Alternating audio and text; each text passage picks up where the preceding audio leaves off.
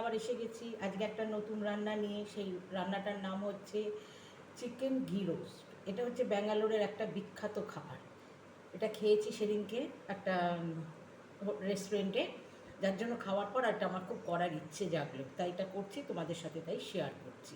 দেখো তোমরা, প্রথমে আমি গ্যাস জ্বালিয়ে দিলাম, গ্যাস জ্বালিয়ে কড়া বসিয়ে দিচ্ছি। তবে এটা পুরো ঘিতে হবে, আমি পুরো ঘিতে করব না, আমি সাদা তেল আর ঘিয়ে মিশিয়ে করবো, কারণ শরীরের দিকে তাকিয়ে এর জন্য আমি এটা করছি। দেখো তোমরা, হ্যাঁ, এই যে দেখো চিকেনটা, এটাকে আমি একটা লেবু, তারপরে তোমার আদা রসুন আর তোমার একটু গাজর দিয়েছি রঙটার জন্য, কেননা এটা একটু ঝাল ঝাল হয় আর তোমার লাল টকটকে হয়। কাশ্মীরি লঙ্কার গুঁড়ো দেবো অবশ্য।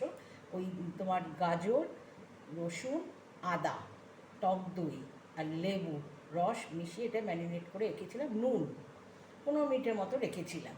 এইবার এটাকে যে কড়াই বসিয়েছি, উনুনে কড়াই বসালাম, ওভেনে তেল দেবো, সাদা তেল আর ঘি মিলিয়ে ভাজবো। তবে কেন বলো তো, গাজরটা দিলাম রঙটা হওয়ার জন্য, আর বেশি ঝাল হলে আমার ছেলে খেতে পারবে না, মামাস বয় তো খেতে পারবে না, যার জন্য গাজরটা দিচ্ছি কালারের জন্য। ঠিক আছে, তোমরা দেখো এবার। এই যে সাদা তেল দিচ্ছি, কেন আমি প্রথমেই বলেছি ঘি রোস্ট হলেও আমি পুরো ঘিয়ে করব না। এই যে সাদা তেল দিচ্ছি, তবে ঘিটা বেশি দেবো, সাদা তেলও দেবো। এই যে ঘি, এবার দিচ্ছি ঘি, সাদা তেল দিয়ে নিয়েছি, এবার ঘি দিচ্ছি। দেখো, ঘি দিচ্ছি। এবার এই ঘি আর তেলটা গরম হলে এটার মধ্যে আমি এই যে মাংসগুলোকে রেখেছি, এই মাংসগুলোকে দেব, ভাজবো আর কি, ভেজে তুলে নেবো। দেখো, এটা গরম হোক, গরম হলেই আমি এটা দিচ্ছি। দেখো তেল গরম হয়ে গেছে, এবার এতে আমি এই মাংসগুলো দিয়ে দিচ্ছি।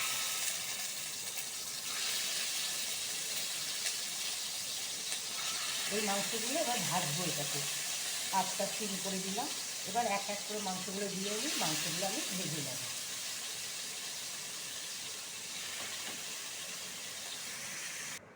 দেখো, হাই ফ্লেমে একটু জাস্ট 2 মিনিটের মতো নাড়িয়ে চাড়িয়ে নিলাম। এইবার এগুলোকে আমি সব নাবিয়ে নেব। দেখো, নাবিয়ে নিচ্ছি, জাস্ট একটুখানি উনুনে নাড়ানো চাড়ানো আর কি। দেখো কত জল বেরিয়েছে মাংসের থেকে।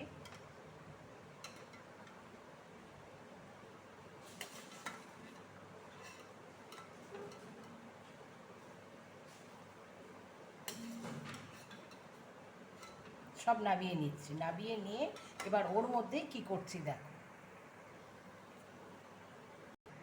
এবার ওই কড়াইতেই আবার তোমার তেল আর ঘি দিচ্ছি। এই যে, কারণ আমি বলেছি পুরো রান্নাটা আমি ঘিয়ে করব না, তাই সাদা তেল দিচ্ছি আর ঘি দিচ্ছি। এই যে সাদা তেল দিলাম আগে, এই যে ঘি দিচ্ছি, কেন এটা পুরো ঘিয়ে হবে, এটা জল দিয়েও সেদ্ধ করা হয় না, ঘি ঢেলে ঢেলে ঢেলে ঢেলে রান্না করা হয়। ঠিক আছে, দিলাম। এবার দেখো আমি এই যে পেঁয়াজ কুচি দিই, এটা দিতেও পারো নাও দিতে পারো, আমি মাংস তাই একটু পেঁয়াজ কুচি তাও অল্প করে দিচ্ছি। দেখো, অপশনাল এটা।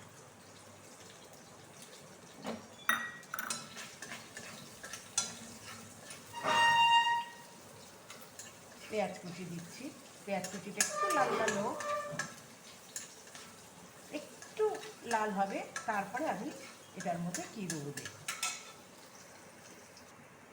আর এই যে কারি পাতা ধুয়ে রেখেছে, কারি পাতা, এটা প্রথমেই বলেছি এটা ব্যাঙ্গালোরের একটা রান্না, যার জন্য কারি পাতা পড়বেই, তাই কারি পাতা। এই যে কারি পাতা দিয়ে নিলাম।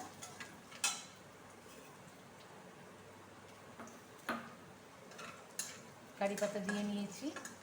এইবার এর মধ্যে ওই যে যেটা পেস্টটা আমি করেছিলাম, আদা রসুন আর তোমার একটু গাজর, বিট পেস্ট করে নিয়েছি রঙটার জন্য। বললাম যে আমার ছেলে ঝাল ভালোবাসে না, মামাস বয়, তাই রঙের জন্য আমি এটাকে করে নিয়েছি। এটা দিয়ে দিলাম। তাছাড়া হলুদ লঙ্কা তো করবেই, সে তো করবেই। এবার দেখো এক এক করে হলুদ, এই যে হলুদ দিচ্ছি,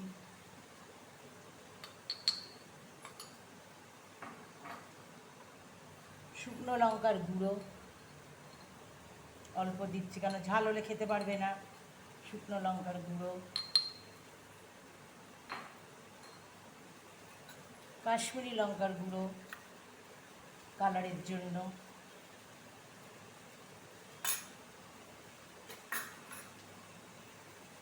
নুন আন্দাজ মতো, কেন মাংসতে নুন দেওয়া ছিল তাই অল্প করে নুন, আর এই যে তেঁতুলের কাঠটা দিয়ে দিচ্ছি। যেহেতু এখানকার রান্না, এখানেতে টক হবে, তবে এটা বেশি টক থাকেনি, খেয়েছি তো বেশি টক লাগেনি। এইবার এটাকে নামিয়ে দিই। এতে আর কোনো মশলা পড়বে না, আর তোমার পড়বে ভাজা জিরে ধনে, ভাজা মশলার মধ্যে থাকবে তোমার যেগুলো আমরা দিই, ধনে জিরে, অল্প মেথি, শুকনো লঙ্কা, তারপরে তোমার জিরে, এইগুলো থাকবে, পাঁচফোড়নের যেরকম মৌরি, ওইগুলো থাকবে, ওই ভাজাটা শুধু পড়বে, এমনি আর কোনো মশলা পড়বে না।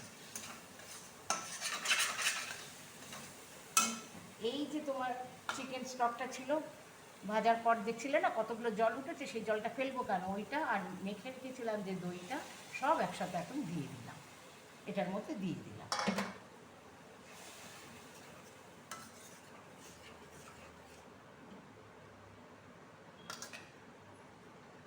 আর বললাম যে ভাজা মশলা, ওই ভাজা মশলাটা, কারণ এই রান্নাটা ভাজা মশলার উপরেই হবে, এই ভাজা মশলা দিয়ে দিলাম, আর কোনো মশলা পড়বে না, ভাজা মশলাটা দিয়ে দিলাম।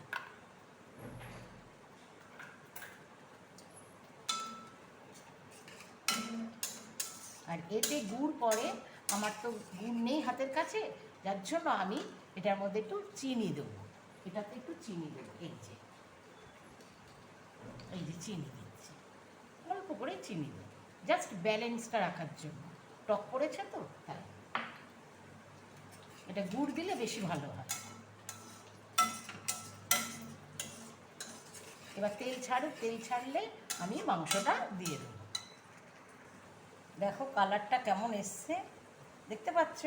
এইবার এর মধ্যে আমি এই মাংসগুলো, ভাজা মাংসগুলো, ভাজা বললেও হবে না, নাড়াচাড়া আর কি, জাস্ট একটু নাড়িয়েছি ঘি, যাতে ভিতরে বেশ ঘিয়ের গন্ধটা থাকে। এইবার এটা এর মধ্যে দিয়ে দিলাম।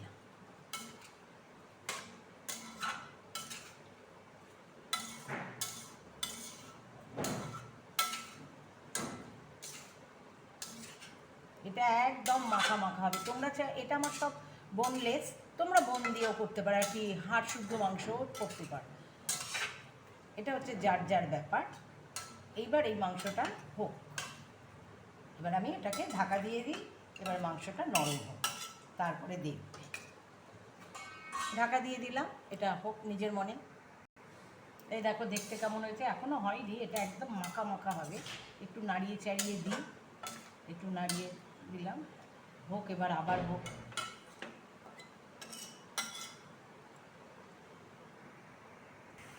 এই দেখো আমার একদম হয়ে গেছে, একটু এরকম মাখা মাখা গা লাগা লাগা হয়।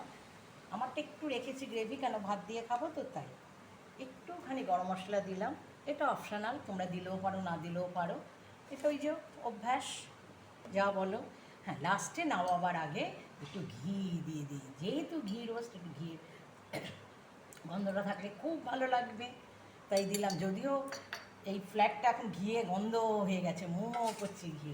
ব্যাস, আমার রান্না কমপ্লিট, একদম কমপ্লিট। লাস্টে আর দুটো কারি পাতা দিয়ে দিই, এই যে বললাম ব্যাঙ্গালোরের রান্না, কারি পাতা থাকবেই, কারি পাতা দিয়ে দিলাম। আমার রান্না কমপ্লিট, নামিয়ে তোমাদের দেখাচ্ছি। এই দেখো তৈরি হয়ে গেছে আমার চিকেন ঘি রোস্ট। বাই, তোমরাও করে খেয়ে দেখো, খুব ভালো লাগবে। Bye bye.